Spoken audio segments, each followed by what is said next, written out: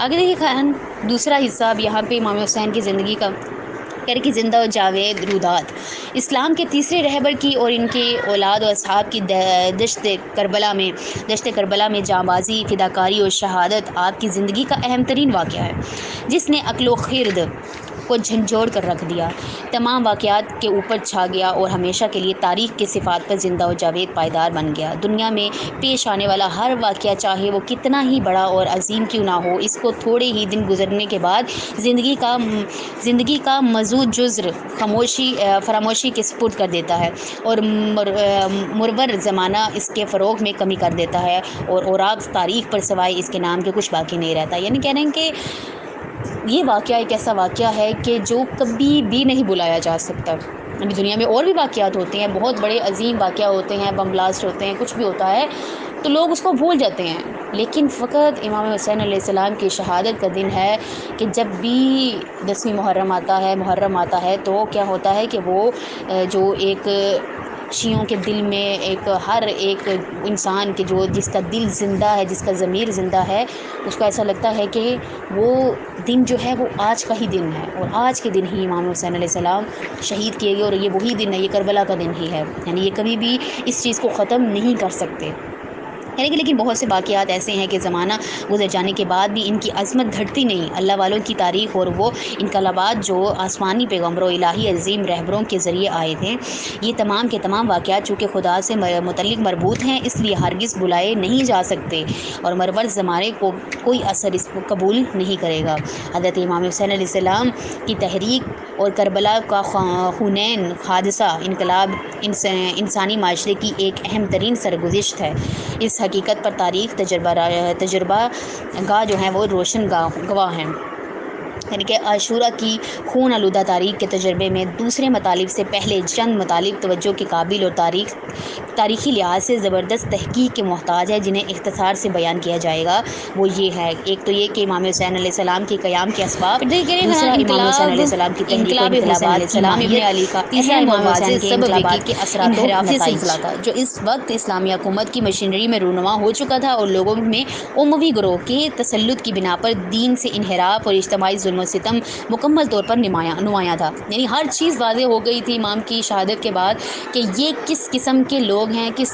گھٹیا ترین صفات کے مالک ہیں، ہر چیز لوگوں پر واضح تھی۔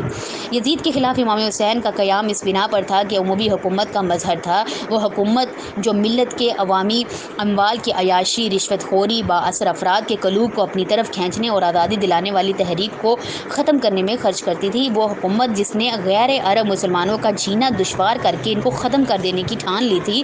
جس نے عرب مسلمانوں کو شہرزاد اتفاق کو بکھیر کر ان کے درمیان نفاق اور کینے کا بیج بو دیا تھا،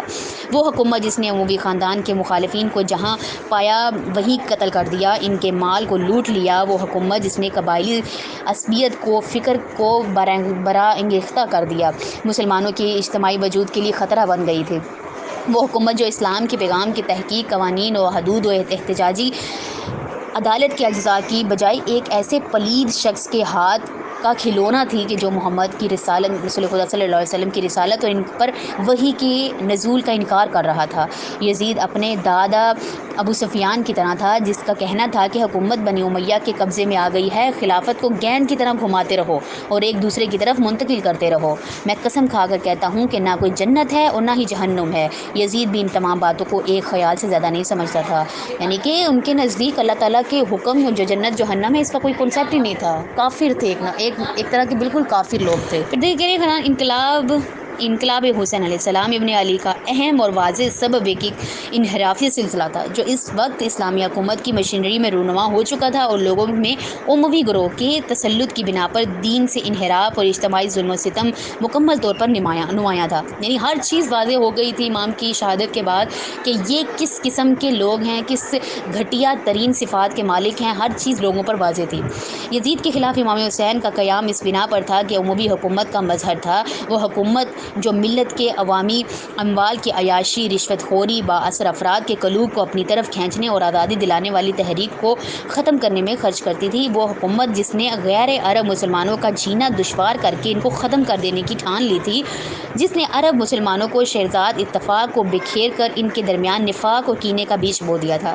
وہ حکومت جس نے اموی خاندان کے مخالفین کو جہاں پایا وہیں قتل کر دیا، ان کے مال کو لوٹ لیا، وہ حکومت جس نے قبائلی عصبیت کو فکر کو برانگیختہ کر دیا، مسلمانوں کے اجتماعی وجود کے لیے خطرہ بن گئی تھی،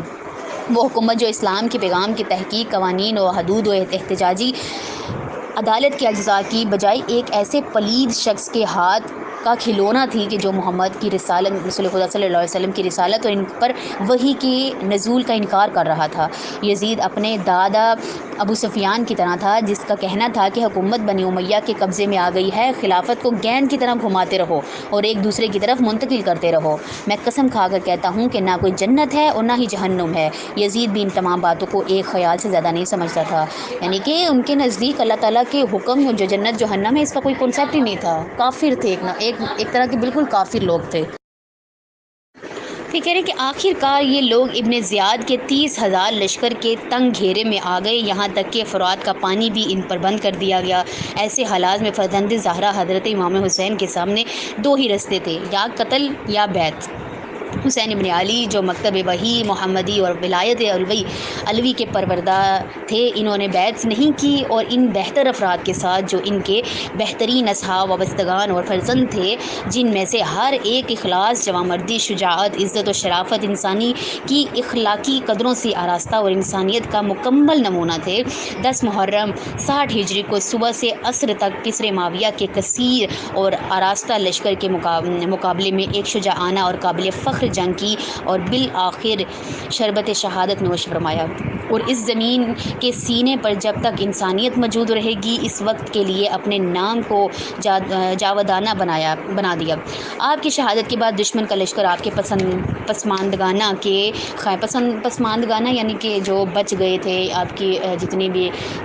خواتین تھی، بچے تھے، ان کے بارے میں کہہ رہے ہیں کہ خیمے میں گھس آئے اور تمام مال و اسباب لوٹ لیا، اور آپ کے اہل بیت کو اسیر کر کے شہداء کے کٹے ہوئے سروں کے ساتھ کوفہ اور وہاں سے شام لے گئے۔